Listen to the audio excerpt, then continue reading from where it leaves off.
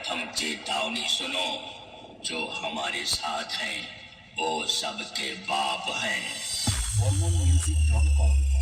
लोग हमें प्यार से वाइब्रेशन किंग कहते हैं।